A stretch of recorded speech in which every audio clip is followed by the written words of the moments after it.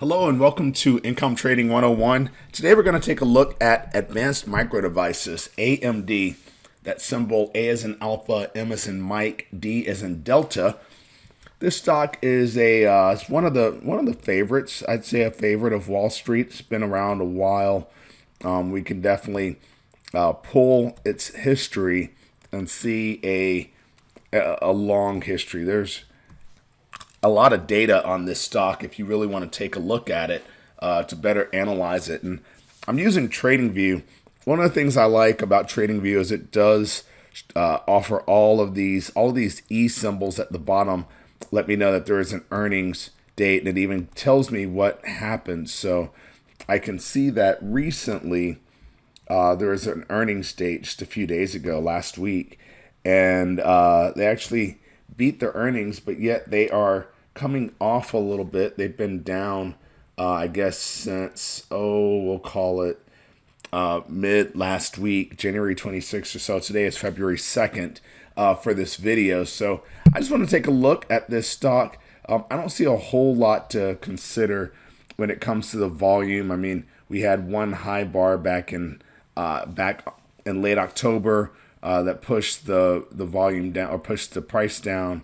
We had a couple of high green bars in July over the summertime, and a year ago back in March of 2020. The challenge there, though, is that this was when the entire market, I mean, the Dow lost 30% in a matter of 2 weeks. So I kind of put this entire period kind of in a bubble and say it's not normal.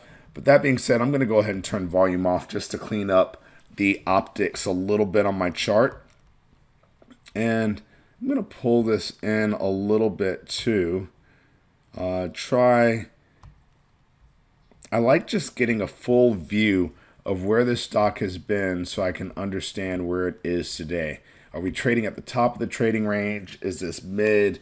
Is this bottom? This is definitely towards the top of the trading range. So I like to always start off with some moving averages. So I'm just going to go in here and select my regular moving average. I'm going to do 3 of them because I like to have a short term, a medium term, and a longer term. I'm going to flip this one to 10. So that's 10 trading days, which is 2 weeks.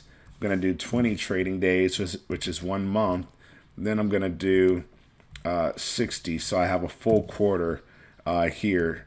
And it just gives me a better sense of what this stock looks like. So over the last, let's pull this in to have essentially a year's worth of data there. So you can see we've had a general uptrend in the 60-day moving average.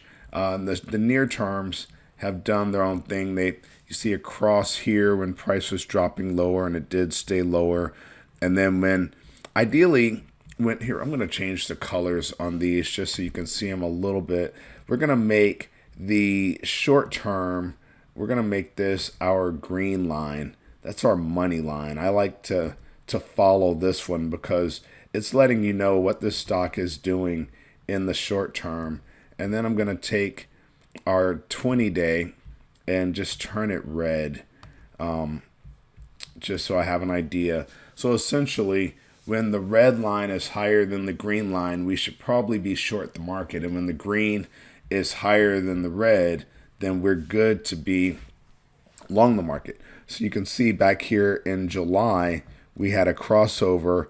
It was basically right here on right around actually July the 15th, where this green just solidly blew above the red, and it was safe to be long this stock for a while. And then one of the trading things I like is when my actual bars cross the line. Some trading programs will tell you to wait for the moving averages to cross. I like to wait for actual trading prices to cross my green. To me, that's a good sign, a good indication to exit the trade, or at least start looking for it. So that's it for this one, and we see that our 3-month has been a general uptrend. So it really depends. If you're going to be an investor, a long-term investor, I might look at even using a 60-day to get in, maybe even a a 120-day or 240-day, more something closer to a full year. I look for trades which are going to be shorter term in nature, trying to grab a larger chunk of movement. So I like to use the shorter term. The other thing we're going to do too is play with time a little bit.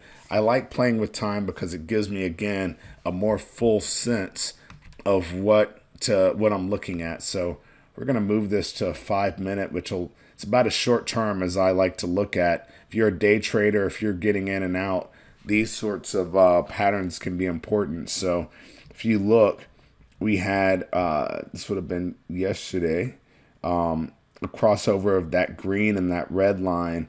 And sure enough, for the next couple hours, this was a good buy. We saw stock go from, if you were to look at getting long, we'll say the bar after that crossover, you would have been buying around 85, 83. And it didn't cross again. The pattern, the bars didn't cross our short-term line until 87. So it would have been $2 move in a couple of hours. It's not bad, especially when you're used to trading equities. So you can make a lot of money doing that. I'm also going to increase this to the 15-minute for people that are interested in holding on a little longer. And, you look at bars like this and this gap move. It's interesting that because I didn't see that gap earlier in the data. Oftentimes gaps get filled in. So what that means is that we might be seeing stock go lower, but we might see this stock actually come back and fill in that gap that happened between 94.68 or so, all the way down to $91 based on their earnings last week. You had a gap down and then it moved up and has kind of trended a little lower on this time frame. You can look at 1 hour charts just to get a better sense, but I encourage you to play with time as well just to get a better sense. Of course, if you're a long-term investor, 1 day data might not even be interesting enough. You might be more interested in having monthly data, right? And so in this scenario, our moving averages are changing as well. So now you've got a 10-month. So on the 10-month chart, AMD has been a long-term buy since, you could make the argument that it crossed over here. I kind of touched it. So the actual crossover would have been back in 2016, happened again in 2018, and it's been a long-term buy since then on a monthly basis. So again, this is a stock that people know and love. I also like using this because it lets me in a glance see where the previous highs were. So we had a previous high back in 2005 of $42. Clearly, we are well above that now. And we're at all-time highs, but that shouldn't shock anyone because of where we are in the Dow as well. So I'm going to move this back to daily data, get rid of our moving averages. I'm going to take a quick look at the MACD. So I like the moving. I like it's a flip of it's kind of like a variation on moving averages. This is the one of the momentum oscillators that I really enjoy using, and it's a moving average convergence divergence look. And so this line down here, where you can see red below, green above, represents the zero line. You typically are expecting a crossover in the above the zero line if the market is too heavily long and it's time to start selling. And you're looking for a crossover below the zero line when it's time for a buy. So you can see a couple times there were false movements here, like this buy was given, and I guess it did go higher a little bit. We had a crossover right here, start selling. So I don't really feel like in this scenario I'm getting a good, you can see it a little better there, expanding it out, again, playing with time. I'm not getting a sense that this is the best indicator, although it's not too bad. I mean, you had a crossover back in October 16th, and it would have certainly been worth selling, but you would have wanted to be selling prior to that. and then a crossover that happened below the zero line, which is an indication of a buy. That was actually a decent symbol. Even though it dropped those next couple days, it moved on up higher from, from 77 down here to, well, before we would have seen a cross above, this would have been in the 90s. So still could have you could bang out a decent chunk of money there in a couple of weeks. So just know that when you're using these indicators, it's important to look at how they've reacted to the stock or how the stock has reacted over time, because sometimes, you're gonna get a signal that would have been a false signal. For instance, during flat markets, I don't really like using the MACD convergence, but there are times where this indicator can be really valuable. So you have to look at it based on the stock that you're using, because you don't want to assume that it responds the same or that it responds the same with every stock. So I like to look at that. And then next up, I'm going to see if there's any benefit to using a Fibonacci retracement.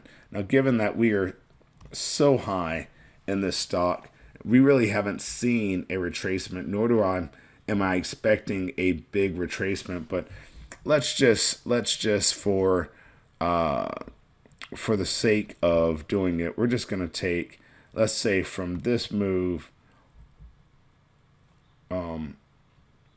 all the way really to this high, what might a retracement look like? So if it was to get to the 38.2% retracement, we'd see a pullback almost to $80. We see our number here is 79.65. 50% would be the 73.76 range, which is very interesting because we did see here, we saw a gap. So back in July, we saw a gap to that price. We saw that price act as support back in late September, and we saw it act as support also in late October. So that, when I see repeat touches, that actually could mean that line is important. And it doesn't even have to be important. That price doesn't have to be important because of the Fibonacci retracement. It's important because of what price has done during this time period or over time. And it just happens to also fit this Fibonacci retracement. So I'm going to keep an eye on that. Maybe if this stock does end up pulling back some more, I'm going to look at that 73.76, 73.75 level as an important level to keep an eye on for this stock. So that is it for today's analysis. I'm just going to use those three. There are several other indicators I use, and I like also to mix indicators so that I'm never trading on one indicator. I want it to always be, I want my trading decisions to be based on two or more indicators at any given time. So that's it. Thank you for watching the videos on Income Trading 101, our technical analysis series of stock. If you have any questions, feel free to reach out. Also, you can go to our website where we have a free tutorial. I think it's an ebook, and I'm going to be adding a video as well soon. Feel free to join our list, and I'll send you that PDF right now, and probably a trading video that I've got that I'm going to be releasing for people who watch our videos. So thank you so much. Have a great day.